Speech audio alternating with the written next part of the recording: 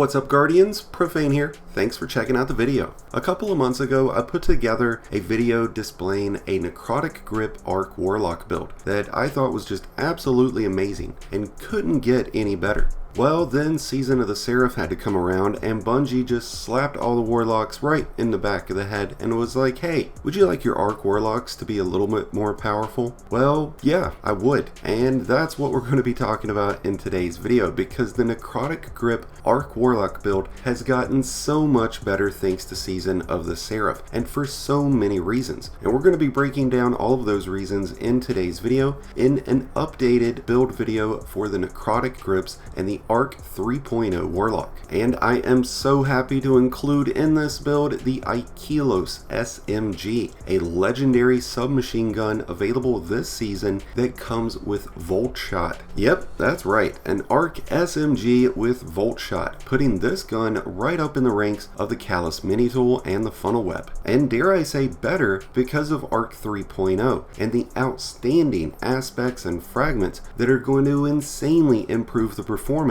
of the IKELOS SMG. What I love most about this combination is that you can reap the benefits of Necrotic Grip and poison the enemies all around you, and then pull out the IKELOS SMG with Voltshot and send surging electricity through all of those enemies that are poisoned. It makes for great effects, and it's really damaging towards your enemies. It provides great area of effect damage. And when it comes to bosses, you'll be able to outright smoke them, because Necrotic Grip provides an additional 80% damage for its poisonous effect when going up against bosses, and any enemy who's jolted takes additional damage. Before I get too ahead of myself and too deep into this build video, if you do end up enjoying today's video and finding it helpful, then please be sure to hit that like button below, along with the subscribe button if you're new. Both are greatly appreciated, and both really do help support the channel. Now, the Necrotic Grips are one of the most unique and most powerful exotics for Warlocks. The poison that's dealt can deal up to 680% of the total damage of your melee damage. Now, in PvP, it is reduced significantly, all the way down to 30 damage. So it's really not going to provide you a whole lot of benefit, but it can still come in handy. Now, like I said before, bosses will take an additional 80% damage on top of that. When you first strike an enemy with Necrotic Grips, they will take an initial 18% extra damage from that first tick of poison, and then that poison will last a total of 19 ticks, or until the enemy's dead. Each successive poison tick deals an extra 9% damage, while the last tick will deal 54% damage. Poisoned enemies will spread the poison on death up to a 3-meter radius, affecting any enemy that's within that range. And the great thing about this is that the enemy doesn't have to die from the poison, they just have to have been poisoned before dying, setting you up to pull out that Voltshot and send electrical surges through all of those enemies. I really like pairing the Necrotic Grip up with the aspect called Lightning Surge. While sliding, activate your charged melee ability to blink forward, calling down lightning that strikes your enemies and jolts the targets as you rematerialize. This creates some huge area of effect damage towards your enemies, and it jolts them as well, which means they'll take additional damage and they'll chain that lightning to nearby targets. This is an awesome ability for Warlocks, one of the best components of Arc 3.0 in my opinion. We're also pairing this up with Electrostatic Mind, defeating targets with arc abilities or defeating jolted or blinded targets creates an ionic trace. Collecting an ionic trace makes you amplified. This can come from our weapons or our abilities, and is really going to help get our abilities back, because every time we pick up an ionic trace, we're going to get energy for all of our abilities, which is exactly why we're going to double down on this with our first arc fragment, Spark of Ions. Defeating a jolted target creates an ionic trace. Now, because of Electrostatic Mind, we're going to get 2 ionic traces instead of 1, doubling down our ability to regain energy. We're also using Spark of Resistance. While surrounded by combatants, you are more resistant to incoming damage, and this gives us a 10-point boost in strength, which is going to significantly improve our recharge rate of our melee ability. We're also using Spark of Frequency. Melee hits greatly increase increase your reload speed for a short duration, and this affects all weapons. And even though we got Feeding Frenzy and reload speed masterwork on the IKELOS SMG that I'm using in the gameplay, it still improves that reload speed so much more, and it helps out all of your other weapons. We're also using Spark of Beacons. While you are amplified, your special weapon final blows create a blinding explosion. When enemies are blinded, they are unable to use their weapons and completely disoriented. And if these happen to be enemies that are poisoned by the Necrotic grip, they are just going to be easy pickings for the IKELOS SMG. Because not only will you be sending electrical surges through all of your enemies thanks to Voltshot, but you're going to be blinding them and poisoning them.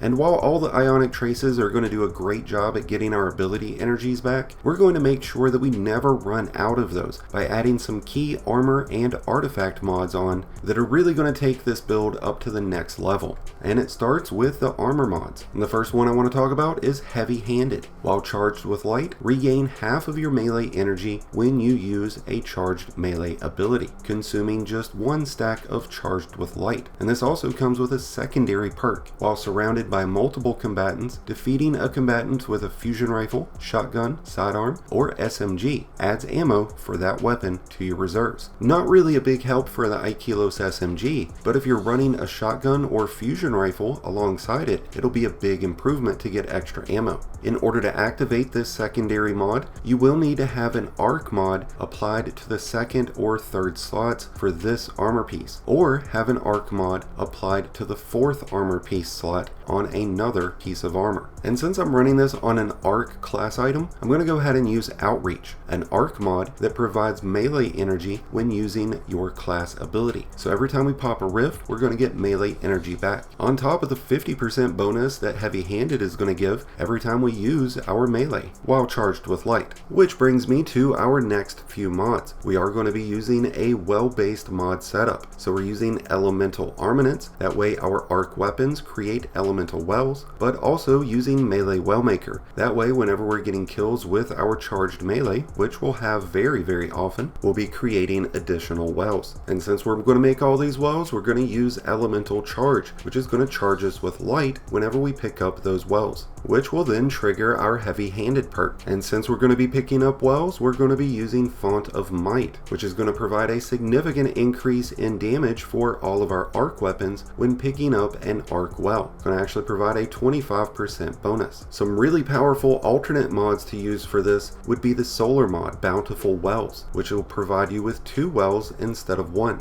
Well of Ions can be just as important, as it can provide a melee damage bonus after picking up an arc well. And Well of Striking, which is going to give you additional melee energy when you pick up wells. The sad reality being there's only 5 armor pieces, so you can only put so many of these mods on. Which is why we're going to use some 2nd and 3rd slot mods to help us out immensely, starting with the Arc Helmet mod called Hands On. Now this is going to help get our super back, because every time we strike an enemy with our melee, we're going to get super energy. We're also going to use Harmonic Siphon, which is going to create orbs that'll be beneficial for both us and our allies after getting rapid defeats with arc weapons. This can be a big improvement towards your survivability as well, as you can use the boot mods Recuperation or Better Already to get health back when picking up orbs. We're also going to be running the Stasis Gloves mod called Melee Kickstart, a mod that provides 15% bonus melee energy whenever our melee is fully expunged. By running 2 of these, you will get 25% instead of 15%, but I do find it very important to use the Overload SMG mod, a seasonal mod that's only going to be available for this season and some select future seasons, but it gives us a really great opportunity to take this build straight into Grandmasters and Lost Sectors, both Legendary and Master, because we'll be able to easily take on Overload champions along with the IKELOS SMG. And speaking of champions and the seasonal artifacts, which I know there's a lot of you out there that don't like relying on seasonal artifacts to set up builds, but Season of the Seraph really brought some really strong mods to the table, especially for Arc Warlocks. Now I will go ahead and just say as a precursor, some of these are currently bugged and are only being applied to Artifice armor. Bungie's aware of the issues and will be fixing them very soon, hopefully like within the next week week, but I'll be sure to keep you guys posted and updated as we get more details. Nevertheless, these are immensely powerful mods that you should definitely use. So we already talked about Overload SMGs, but there's also Low Entropy Superconductor, Stasis, and Arc melee abilities stun unshielded combatants and is strong against unstoppable champions. This is a class item mod that only takes 1 energy, and since Outreach takes 2 and Heavy Handed takes 7, that still leaves 1 spot for your class item. A perfect opportunity for Low Entropy Superconductor. There's also Solo Operative. While you are the only member of your fire team, you deal increased damage to all combatants. Equipping additional copies of this mod provides no benefit, so keep that in mind. But this is very important because it even counts when you're not in a fire team. If you're just by yourself, you get increased damage to all combatants. And the last artifact mod that I want to touch base on today is Monochromatic Maestro. Dealing damage with elemental abilities grants increased damage to weapons of the same element for a short duration. Dealing damage with elemental weapons grants increased damage to abilities of the same element for a short duration. So one charges the other. Your weapons are going to charge your melee